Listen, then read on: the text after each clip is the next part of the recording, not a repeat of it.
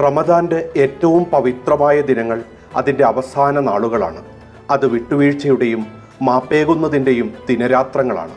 തൻ്റെ അടിമകൾക്ക് മാപ്പ് നൽകി വിശാലമായ കാരുണ്യത്തിലേക്ക് ചേർത്താൻ നാഥൻ തിരഞ്ഞെടുത്തത് റമദാനിലെ അവസാന 10 ദിവസമാണ്.